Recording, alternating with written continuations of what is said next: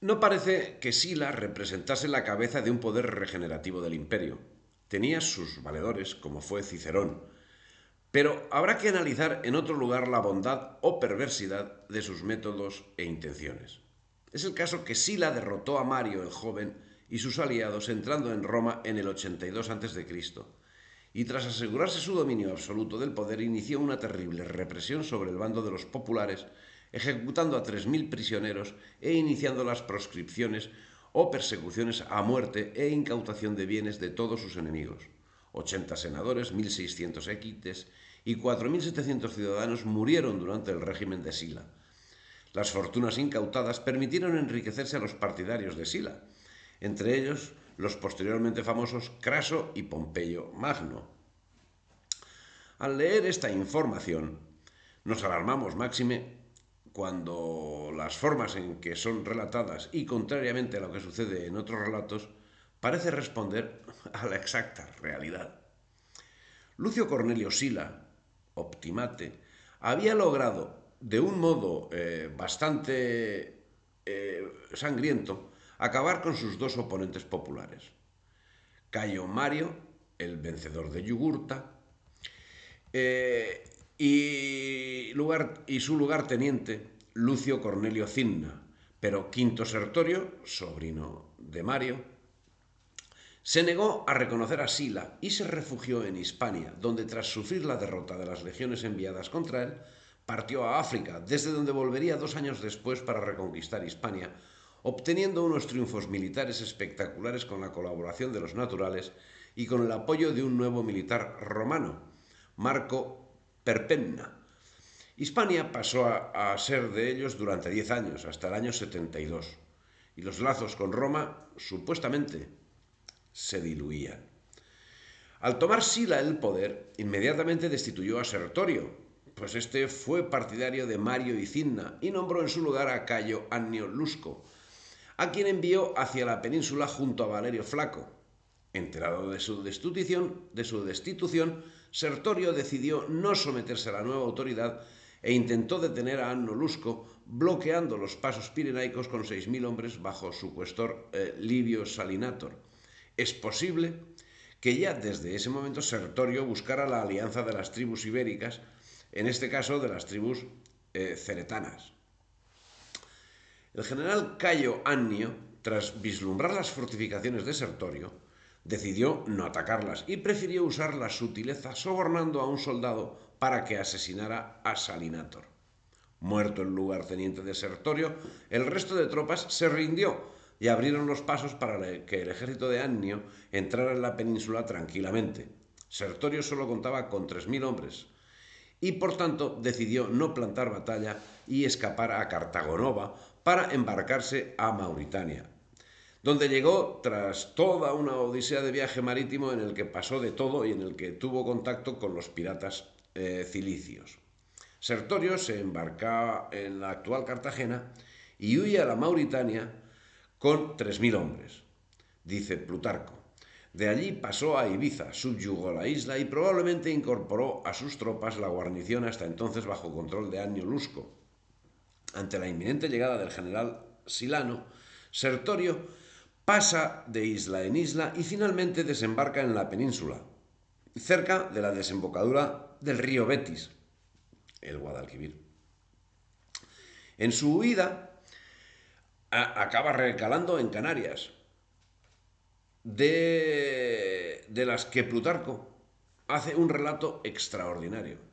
De allí nuevamente pasó a la Hispania tingitana, que es el territorio comprendido desde Gibraltar hasta el río Moluya, con capital en Tingis, Tánger, y que siguió siendo parte de Hispania hasta la extinción del poder romano el año 430 y parcialmente bajo el reino visigodo. Finalmente, en la primavera del año 80 a.C., Sertorio cuenta con un ejército suficientemente numeroso y regresa a Hispania reclamado por los lusitanos para encabezar una nueva rebelión contra los abusos romanos. Es posible que Sertorio percibiera la rebelión como una oportunidad de restaurar la legitimidad republicana en Roma. De este modo, y tras el fracaso de la rebelión de Lépido y las proscripciones silanas en Italia, Hispania se convertía en el único escenario de la lucha ideológica por el control de Roma. Construyó una calzada de 200 kilómetros desde el Guadiana a Gredos para facilitar la movilización y paso el año 80 a.C.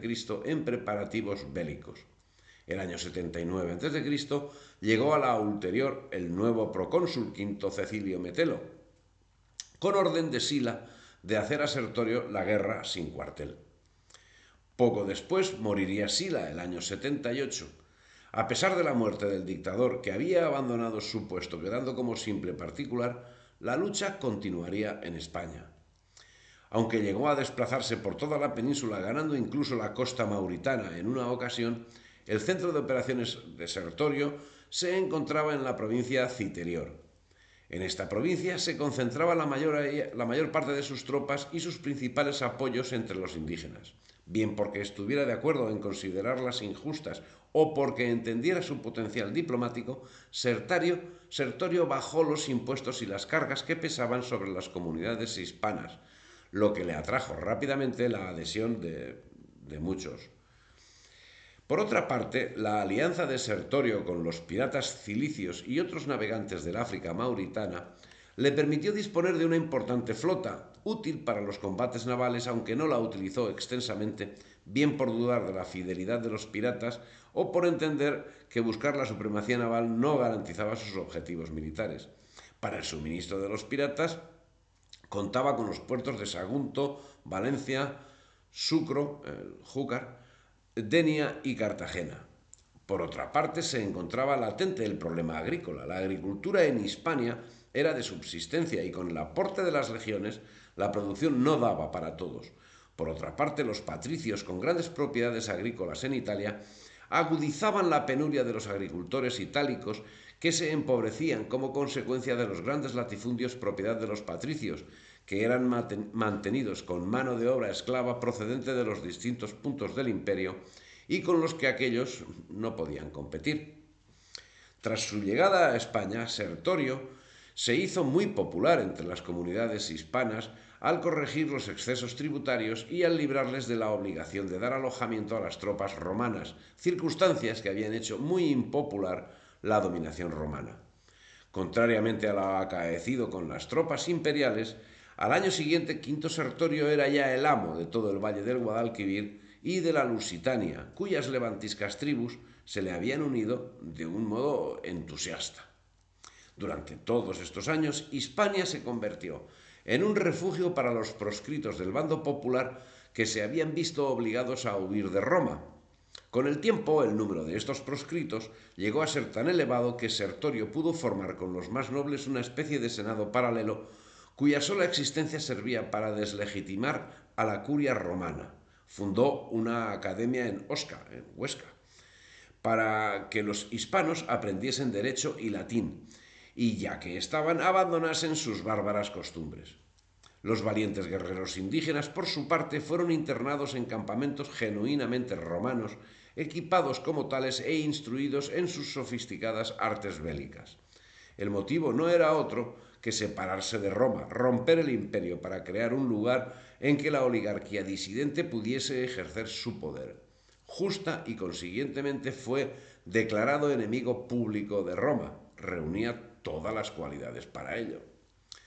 Sertorio creó de facto un gobierno autónomo de la metrópoli romana, rechazando las incursiones militares que pretendían restaurar el dominio durante al menos 8 años. En ese tiempo, las instituciones republicanas, ya en franca decadencia en el resto del imperio, fueron mantenidas en el territorio peninsular. En todo este tiempo, Sertorio se hizo muy popular y querido de sus partidarios, siendo costumbre de los iberos que quienes forman en la batalla en torno al jefe mueran junto a él si éste cae, y a esto los bárbaros de allí lo denominan consagración. El resto de los jefes tenían pocos escuderos y compañeros, pero a Sertorio le acompañaba un sinnúmero de individuos que se le habían consagrado, y se dice que en una derrota durante el ataque a una ciudad y cuando el enemigo se acercaba, los íberos, no haciendo cuenta de su integridad, salvaron a Sertorio. Elevándolos sobre sus hombros de uno a otro, los subieron hasta los muros, y una vez que su jefe estaba a salvo, entonces cada cual se fue a la fuga. Esto nos lo dice Plutarco en las Vidas Paralelas. A ese favor popular debió contribuir la actitud de Sertorio, de quien hay quien afirma que mientras la España sufría el yugo de gobernadores altivos y avaros, Sertorio la trataba con justicia y humanidad. Era hombre exento de las pasiones de los demás jefes del pueblo, hábil en la guerra minuciosa a que también se presta España, riguroso en la disciplina entre los suyos, y cortés e indulgente con los españoles. Habiéndole ofrecido Mitrídates 30.000 talentos y 40 galeras para hostigar a los romanos, contestó que no los quería en detrimento de la República. Supo resistir a muchos ejércitos romanos hasta que contra él militó Cneo Pompeyo. Esto nos lo dice César Cantú. Lo que es cierto es que Sertorio llegó a tener relaciones con Mitrídates VI del Ponto, un tirano que mantuvo en jaque a Roma en 3 guerras consecutivas entre los años 88 y 65 a.C. Relaciones tendentes a coordinar los ataques a Roma. En cuanto al contenido del tratado, parece que no hay duda que Mitrídates ofrecía a Sertorio dinero y barcos, pero las contrapartidas que ofrecía Sertorio no están claras, sobre todo en lo que se refiere al consentimiento de que el rey se apoderase de los países vecinos del Ponto, cuando los rebeldes se hubieran hecho con el poder en Roma. En cualquier caso, se considera que el envío de ayuda por parte de Mitrídates llegó a Hispania demasiado tarde como para que pudiera inclinar la balanza a favor de Sertorio, que moría a mediados del año 73. Un nuevo enfrentamiento militar contra Sila, protagonizado por Lépido, y la derrota de este condujo a su lugarteniente Perpenna a retirarse a Hispania al frente de un ejército que acabaría sirviendo a Sertorio. Sertorio supo mantener a raya al imperio en la Galia narbonense al tiempo que se enfrentaba al procónsul Cecilio Metelo. Si bien podemos observar que las tropas imperiales, aunque sin obtener una victoria clara, iban ganando terreno y reduciendo el poder de Sertorio, que no obstante se mantenía invicto.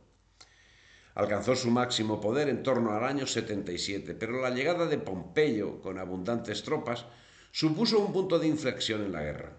Derrotadas las tropas de Sertorio en Lusitania y en Levante, los focos de resistencia quedaron reducidos paulatinamente al Valle del Ebro, particularmente en las ciudades de Osca, Termes, Clunia, Uxama, Calahorra.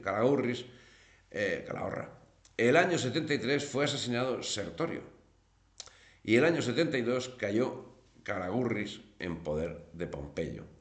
La acción militar de Roma conllevaría la creación de Cáceres y de Medellín, sede de los distintos campamentos de Metelo, así como posteriormente sería fundada Pamplona por Pompeyo.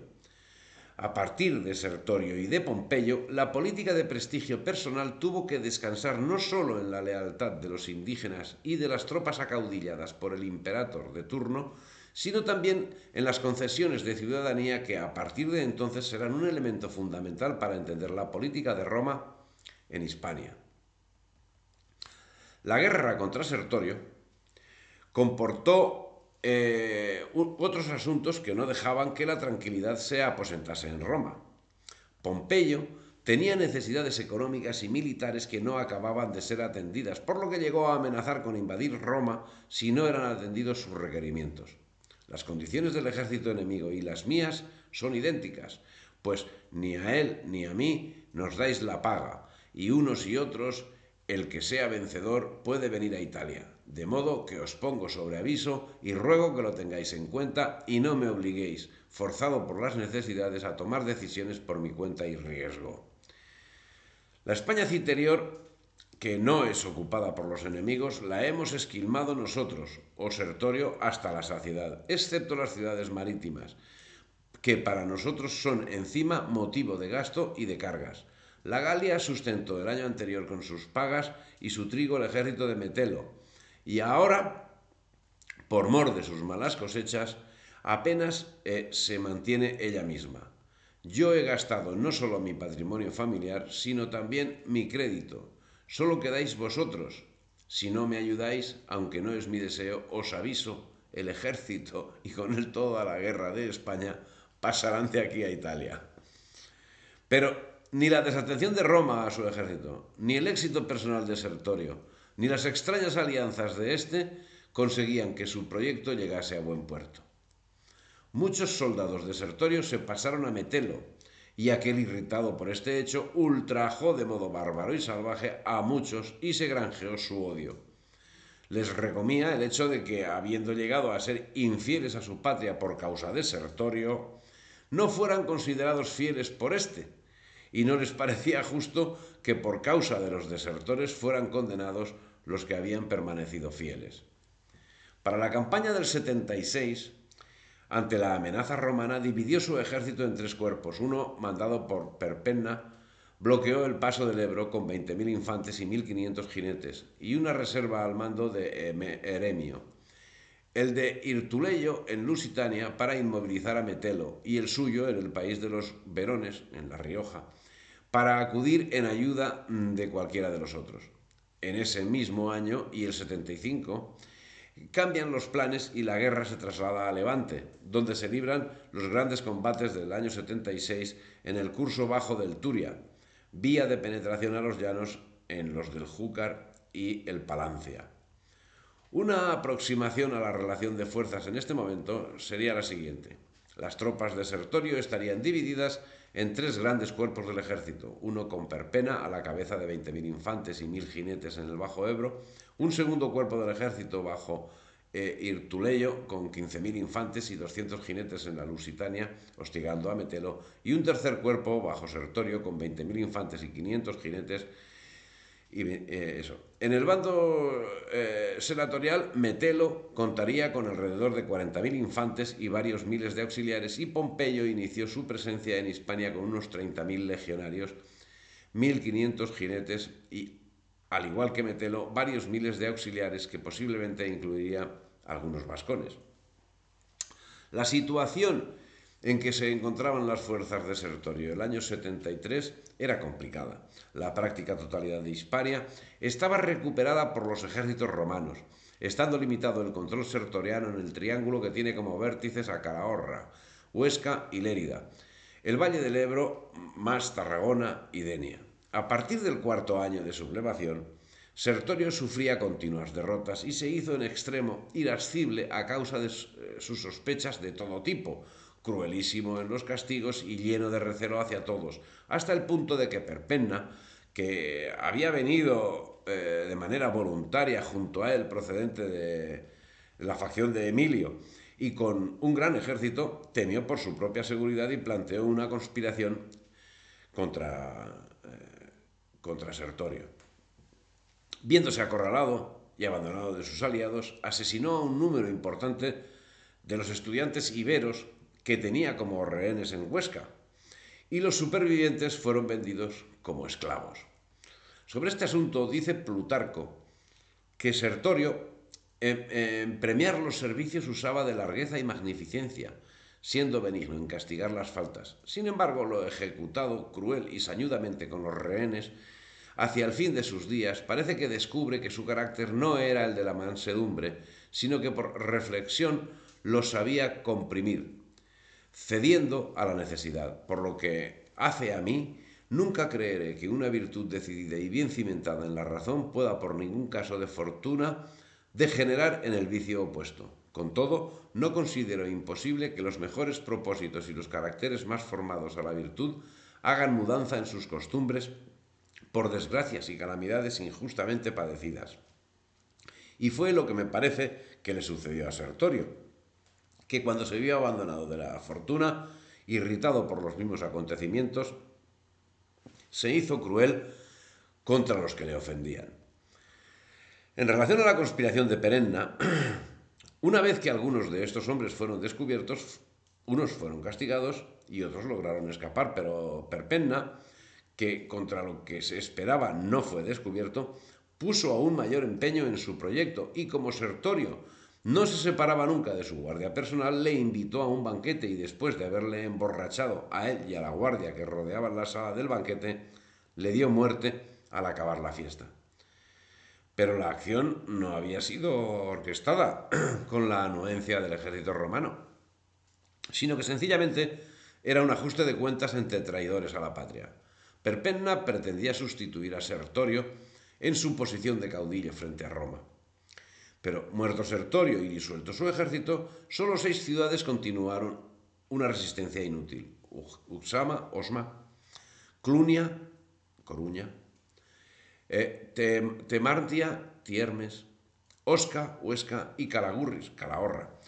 Esta última superó en la resistencia las gestas de Sagunto y Numancia, llegando los defensores a comer carne de mujeres y niños hasta encontrar muerte en la pelea. Con Pompeyo se produce la primera unidad de España en el seno del Imperio Romano, que aporta su cultura, su lengua y sus costumbres como principales elementos de civilización. Pompeyo acabaría posteriormente con la rebelión de Espartaco, que se iniciaba justo cuando estaba combatiendo a Sertorio, y con Mitrídates. La forma de actuación de Pompeyo fue de suma prudencia, pues a Perpenna lo llevaron a su presencia y le mandó quitar la vida, no con ingratitud y olvido de lo ocurrido en Sicilia, como le acusan algunos, sino conduciéndose con la mayor prudencia y tomando un partido que fue la salud de la República, porque habiéndose apoderado Perpenna de la correspondencia de Sertorio, mostraba cartas de los principales personajes de Roma que, queriendo trastornar el sistema vigente y mudar el gobierno, llamaban a Sertorio a Italia. Temeroso pues Pompeyo, con este motivo de que se suscitaran otras guerras mayores que las apaciguadas, quitó de en medio a Perpenna y quemó las cartas sin haberlas leído. Eso, este último, nos lo relata Plutarco. En fin, si te ha gustado el vídeo, dale me gusta, difunde y suscríbete al canal.